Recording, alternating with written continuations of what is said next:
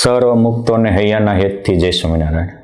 વહાલા મુક્તો, આજે જે મારે વાત કરવી છે એ ખરેખર આપણા જીવને જગાડનારી છે, પુરુષોત્તમ નારાયણમાં લગાડનારી છે, રાગ દ્વેષ અને મોહ મમતાને ભગાડનારી છે. આ વાત પુરુષોત્તમ નારાયણની પ્રસાદીની છે. આપણે બધા જ એવું માનીએ છીએ કે અમે સ્વામિનારાયણના સત્સંગી છીએ, અમે પુરુષોત્તમ નારાયણના સંત છીએ, પણ સાચો સ્વામિનારાયણીય સંત કોણ?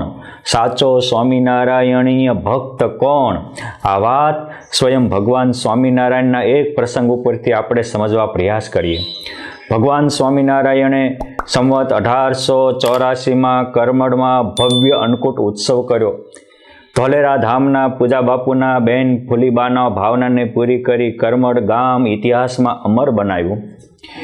પરસ્પર ફુલીબા અને એમના પતિ અગરસંગને અબોલા હતા એ બોલતા કરાવ્યા. સંપ સુહૃદ ભાવની એક ઈંટ સ્થાપિત કરી પરિવારની એકતાનો આદર્શ ખડો કર્યો. પરંતુ પછી જ્યારે અન્નકૂટના ઉત્સવ બાદ મહારાજે કહ્યું કે હવે ભગવાન જમી રહ્યા છે, પરમહંસો પંક્તિ પાડો. તો પરમહંસોની પંક્તિ પાડવા એક સંત ઓલા સંત હા મુજવે, એક સંત ઓલા સંત હા મુજવે, કંઈ સમજાણું નહીં.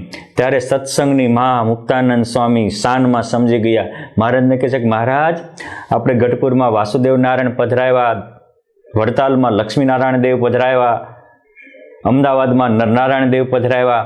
આજે સંતોમાં પરસ્પર મતભેદ થઈ ગયો છે. એટલે નરનારાયણની પંક્તિવાળા હોય એ લક્ષ્મીનારાયણમાં ન બેસે ને લક્ષ્મીનારાયણની પંક્તિવાળા હોય એ ગઢપુરમાં ગોપીનાથજી મહારાજ ત્યારે હતા ને એટલે વાસુદેવ નારાયણની પંક્તિમાં બેસે નહીં. માટે બધા જ અલગ અલગ ચોકા કરીને સંતો કરે છે. મહારાજ ઈશારામાં સમજી ગયા. અને પછી મહારાજ કહે છે કે પરમહંસો એક બાજુ નરનારાયણવાળા, એક બાજુ લક્ષ્મીનારાયણવાળા અને એક બાજુ વાસુદેવ નારાયણ, ત્રણેયની અલગ અલગ પંક્તિ કરો. તરત જ પરમહંસો ઉતાવળા પથ્થર તુમડા લઈ આવ્યા અને પંક્તિમાં ગોઠવાઈ ગયા. 3 પંક્તિઓ થઈ. પુરુષોત્તમ નારાયણે બધાને પ્રેમથી જમાડ્યા, ખૂબ પીરસ્યું, અનેક પ્રકારનો આનંદ કરાવ્યો, પણ બધાને જમાડ્યા, પોતે ન જમ્યા. આ જ પુરુષોત્તમને બધાને પરમહંસોને પ્રેમની સાથે એક સુંદર સત્સંગનો રાજમાર્ગ બતાવવો હતો. બધા કહે છે કે મહારાજ તમે જમી લો. મહારાજ કે તમે બધા ભેગા થાવ પછી જમો. બધા જ જમી હાથ પગ મુખારવિંદ ધોઈ પરમહંસોની સભા થઈ. મહારાજ ઊભા રહ્યા. મહારાજ કહે છે કે સંતો, લક્ષ્મીનારાયણવાળા ઉત્તર બાજુ બેસો, નરનારાયણવાળા દક્ષિણ બાજુ બેસો અને વચમાં વાસુદેવ નારાયણવાળા બેસો. આવી રીતે 3 સભાઓ થઈ. સભા મધ્યે સભાના રાજાધિરાજ સ્વામિનારાયણ ભગવાન બેઠા. અને પરમહંસો આવી રીતે જે રીતે ગોઠવાઈ ગયા આ જોઈ અને મહારાજને બહુ દિલમાં દુઃખ થયું. થોડી વાર તો ભગવાન ઉદાસ ચહેરો થઈ જોઈ જ રહ્યા. પછી કહે છે કે આમાં એક બાજુ નરનારાયણીય સંત, એક બાજુ લક્ષ્મીનારાયણી સંત, એક બાજુ વાસુદેવ નારાયણી સંત, તો સ્વામિનારાયણી સંત કોણ? બધા એક બાજુ આમ એકબીજાનું જોવા માંડ્યા કે આપણે તો સ્વામિનારાયણના નામ ઉપર ભગવો ભેખ પહેર્યો છે. એ પુરુષોત્તમ નારાયણે આપણને સમાધિ કરાવી, દિવ્ય અલૌકિક અનુભૂતિ આપી, પછી આપણને પરમહંસની દીક્ષા એને આપી છે, સાધુતાની શિક્ષા પણ એને આપી છે, અલૌકિક અનુભૂતિ.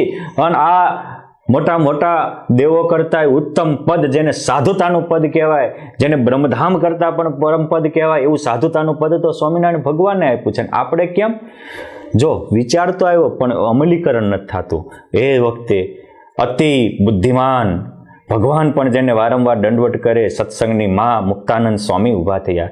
મહારાજને હાથ જોડીને કહે છે કે મહારાજ, હું તમારો સ્વામિનારાયણની સાધુ છું. કારણ કે પહેલાં પણ મુક્તાનંદ સ્વામીએ જ મહારાજને આ ઈશારો આપ્યો. મહારાજ કે સ્વામી, તમે સંત અને હું ભગવંત, પણ આપણે તો બે છીએ અને આ તો મોટું ટોળું છે, મને તમને તો આ બે કચડી નાખશે. આવું જ્યારે બોલ્યા ત્યારે એમથી કહો આપણે ભગવાનને દુઃખ દેશું. ત્યારે ઓલા લાઇટ થઈ. પછી બધા સંતો ઊભા થયા. ઊભા થઈને કહે છે કે મહારાજ, અમે તમારા જ છીએ. મહારાજ કે અમારા છો? તો અમે તો કહ્યું હતું કે પંક્તિ પાડો, એક પંક્તિમાં બેસો, ત્યારે તમે ન બેઠા. તમને તમારી પંક્તિ કરવાની હતી ત્યારે તો તમે નરનારાયણવાળા નરનારાયણના ચોકામાં બેઠા, લક્ષ્મીવાળા લક્ષ્મીનારાયણના ચોકામાં બેઠા, અને વાસુદેવ નારાયણવાળા વાસુદેવ નારાયણના ચોકામાં બેઠા. તમે અત્યારથી જ તે આમ નામ દેવના નામે, દેશના નામે કે દેહના જન્મના નામે ભેદ પાડશો તો એને કારણે આખો સત્સંગ ચૂથાઈ જશે. તમારામાં પરસ્પર રાગ દ્વેષ અને ખોટી અહમતા મમતા ઊભી થશે, અને એક પણ પુરુષોત્તમને પામવાના અધિકારી નહીં બની શકો. તમે ઘરબાર ભગવાનને ભેટવા માટે છોડેલા છે. તમે આ સત્સંગની સેવા અનેક જીવને તારવા માટે કરી રહ્યા છો, અને તમે આ અત્યારે વચમાં આ બધું શું કરવા માંડ્યા? આવો ખોટો અભિનિવેશ એ તમારી ભવિષ્યની બહુ ધૂંધળી રેખા દેખાડી રહ્યું છે. ભગવાન સ્વામિનારાયણ કહે છે, હે પરમહંસો, અમે જે દેશ વિભાગ કર્યો એ તો માત્ર વ્યવહારિક વ્યવસ્થા છે, પરંતુ તમારી આસ્થા અમારામાં હશે તો તમારી પરમાત્માને પામવાની વ્યવસ્થા અમે કરશું. વ્યવહારિક વ્યવસ્થા તમારી કલ્યાણની વ્યવસ્થા નહીં બને, એ તો તમારા કલ્યાણમાં અવરોધ બનશે. માટે વ્યવહારિક વ્યવસ્થા તો પરસ્પર એકબીજાનું પૂરક બને એ રીતે કરવાની છે. માટે હે સંતો, તમે જ જો કોઈ દેવમાં, દેહમાં કે દેશમાં બંધાઈ જશો તો બંધાશો તો ગંધાશો. હવે તમે જ દેહરૂપ થઈ જશો, તમે જ બ્રહ્મરૂપ નહીં થઈ રહ્યા હો તો બ્રહ્મરૂપ થઈને પરબ્રહ્મને પામવાની જે અમારી અંતરની તમન્ના છે, મેં તો જીવ કો બ્રહ્મરૂપ કરને કે વાસ્તે ही यहाँ इधर आया हूँ. जो वेदों ने स्तुति की थी कि माया रूप जो तास अविद्या वाको छोड़ाइए, तब मैं सभी को माया का बंधन मुक्त करके मेरे परम धाम ब्रह्म धाम के पहुंचाने के लिए और परम मुक्त की स्थिति पाने के लिए इधर आया हूं. और तुम ये क्या कर रहे हो? एक आप ही नहीं होंगे तो आपके मानने वाला कहाँ होगा? आप भी बहुत सीमित स्वीकृति स्वीकार लेंगे तो आपसे किसका कल्याण होगा? માટે એ સબ મમત્વ છોડી દીજીએ. ક્यों? આમ કહીને મહારાજ કહે છે કે પોતપોતાના સ્થાનમાં રહીને સત્સંગની સેવા કરવી, પણ ખોટો સ્થાનનો અહમ મમતા અને અભિનિવેશ થવા દેવો નહીં. કેમ છે? આ અભિનિવેશ સ્થાનનો, મંડળનો કે પોતાના ગુરુવાદનો, હે પરમહંસો, તમને જિંદગી બરબાદ કરાવી નાખશે. પરસ્પર અહમતા મમતા કરાવશે, રાગ દ્વેષ કરાવશે, પરસ્પર પક્ષાપાતી એ કરી અને તમે તમારાને હારા માનશો એટલે બીજાનો આપોઆપ ભાવ આવવા માંડશે.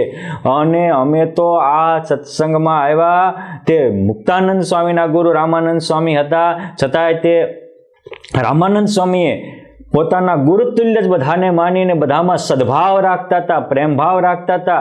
આશ્રમમાં આવનારા કોઈ આશ્રમને તોડફોડ કરે તો પણ એમાં ઈશ્વર બુદ્ધિ રાખીને દર્શન કરી અને એને અન્ન આદિ સદાવ્રત આપતા હતા. એટલે અમે આ સત્સંગમાં રોકાયા છીએ. અને તમે અત્યારે પરસ્પરના ભગવાનનો નાતો ને મૂકી અને તમારા કોઈ એક કહેવાતા દેવ કે દેશ કે ગુરુનો નાતો રાખી અને સત્સંગ સમાજને વિકસો તો તમારી દશા શું થશે? હે પરમહંસો, તમે તમારું વિચારો. અરે એક પુરુષોત્તમ નારાયણના વેણે વેણે એ પરમહંસોના અંતરમાં વીજળી થઈ, પ્રકાશ થયા. એક પરમહંસો ઊભા થયા અને નીતરતા નેત્રે કહે છે કે મહારાજ અમે ભૂલ્યા, અમે ભૂલ્યા, અમે ભૂલ્યા. મહારાજ હવે તમે કહો એમ કરીએ. મહારાજ કે આજથી અમે તમને અચ્યુત ગોત્રી કરીએ છીએ. અચ્યુત એટલે કે અખંડ, અવિનાશી. અચ્યુત ગોત્ર કે એનો કોઈ દિવસ નાશ ન થાય. માટે તમે બધા જ આજથી અચ્યુત ગોત્રી છીએ. અને કેમ છે? કાળના ઝપાટામાં આ દેશ, દેહ કે દેવવાદ કે મંડળવાદ તો વિનાશ થઈ જવાનો છે. પરંતુ જો તમે અચ્યુત ગોત્રી બનશો તો એ અચ્યુતને માયા નાશ નહીં કરી શકે, કાળ મિટાડી નહીં શકે, મોહ માયા બગાડી નહીં શકે. માટે તમે અચ્યુત ગોત્રી એટલે તમે અખંડ આનંદને પામવાના અધિકારી થશો. મનુષ્યનો સ્વભાવ તો નાના નાના ખંડમાં રમવાનો છે. કોઈ વિરલા જ અખંડમાં રમી શકે. બાપ, તમે તો અમારા વિરલા છો, સાચા પુરુષો તમને પામેલા હિરલા છો. માટે તમે અખંડમાં રમતા થાઓ, ખંડના ટુકડા ન કરો. આ ઉપનિષદોમાં પણ ભગવાન વેદવ્યાસ અને ઋષિમુનિઓનો પોકાર છે કે યો વૈ ભૂમૌ એકાત્મતા તદ અમૃતમ વદંતી યદ અલ્પમ તન મૃત્યુ. આ ભૂમિમાં જે એકાગ્ર બનીને રહે છે, એક બનીને રહે છે, એક મના ભગવાનના નાતે આખા વિશ્વને પોતાનું માને છે. જે સ્વામિનારાયણ લેવત નામા તાકો માનું મેં અક્ષરધામા, આમ ભગવાનનું નામ લેતા હોય ને બધાને ધરતી ઉપરના અક્ષરધામ માને છે. જેમ તુલસીદાસજીએ કહ્યું કે તુલસી જાકે મુખન સે ભૂલે નિક્ષે રામ, ભૂલે ભગવાનના નામ રામ નામ લે તો એના માટે હું મારું જીવન કુરબાન કરી દઉં. એવી રીતે ભગવાનનું નામ લેતા હોય એના પ્રત્યે પણ તમે સદભાવ રાખશો તો જ તમે પૂર્ણકામ થઈ શકશો, તો જ તમે આત્મારામ બની શકશો અને તો જ તમારામાંથી વિકાર વાસના વિરામ પામશે. હે પરમહંસો, માટે અલ્પમ યદ અલ્પમ તદ મૃત્યુ, તમે પોતાના જેટલો વાડો હોય એને જ પોતાના માનશો, સમજો તમે બધા જ ધરતી ઉપરના મરદાઓ છો. માટે આ પુરુષોત્તમ નારાયણ મારા તમારામાં ચેતના પૂરી રહ્યા છે, મને તમને સાચા સહજાનંદી ચેતનવંતા બનાવી રહ્યા છે. માટે આ એ પરમહંસો તો સમજ્યા, પુરુષોત્તમ નારાયણે માફી માગી અને બધા એકમેક થઈને રહ્યા અને એટલે તો એ સમયમાં આ સત્સંગનો બહોળો વિકાસ થયો. ભગવાન સ્વામિનારાયણનું નામ નવખંડ ધરતીમાં ગુંજતું થયું. એ વખતે તો આવી રીતે દેવવાદ, દેશવાદ કે દેહવાદ કે મંડળવાદથી વિખાયેલા ને પુરુષોત્તમ નારાયણે એક કર્યા. એનો આ પ્રસંગ આજ મને તમને પણ એક થવા માટે ડંકાની ચોટ ઉપર આવાહન કરી રહ્યો છે. કોઈને હું ટાર્ગેટ બનાવીને કહેતો નથી, કોઈને ખોટું લાગે તો ક્ષમા પ્રાર્થી છું, પરંતુ આજ મારે ને તમારે સમજવાનો સમય આવી ગયો. જો આપણે આ સમજશું તો જ મોટું કામ થશે, નહીં સમજાય તો ગમે ત્યારે ભટકવાનો વારો આવશે. માટે અનંત, અસીમ અને અખંડમાં રમવું એ જ આપણા માટે સુખ, શાંતિ અને આનંદનું દ્વાર છે. સીમિત સ્વીકૃતિ સંઘર્ષ પેદા કરે છે અને અસીમ પરમાત્માની સ્વીકૃતિ પરસ્પર સૌહૃદભાવ, સમભાવ, એકતાનું નિર્માણ કરે છે.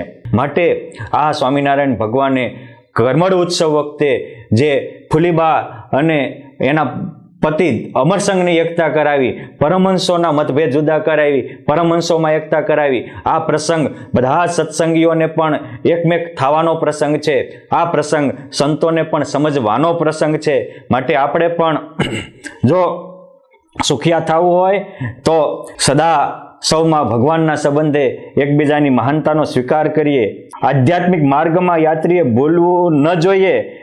જેમ સાંકડો દરવાજો અનંત અને અસીમ આકાશને પામી શકતો નથી, એ જ રીતે પ્રત્યેક સંપ્રદાયે અનંત અને અસીમ પરમાત્માને પામવું હોય તો એને પોતાની સાંકડા દરવાજા જેવી ટૂંકી સમજણ, અહમતા અને મમતાવાળી સમજણને મૂકી દેવી પડે.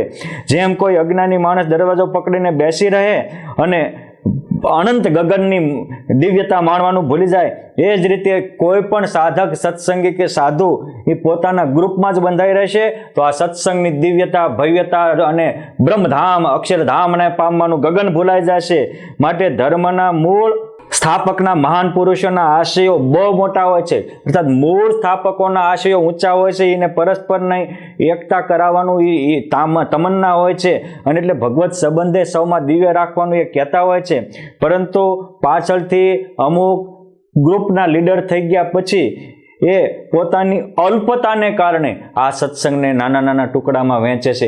આવા તથાકથિત ગુરુઓએ આખા દેશને નાના નાના ટુકડામાં વહેંચી નાખ્યો અને એટલે જ આ દેશની પણ પોર્ટુગલ ને ડચ ને હૂણ ને ફિરંગીઓ ને મોગલો ને અંગ્રેજો આવી અને આપણા દેશ ઉપર સત્તા થઈ ગયા. એમાં આવા તથાકથિત અલ્પમતીવાળા ગુરુઓ પોતાને પાછા બહુમતી માનતા હોય એનો મોટો ફાળો હોય છે. માટે યાદ રાખજો, કલો સંઘે શક્તિ, સંગઠન મોટી શક્તિ છે.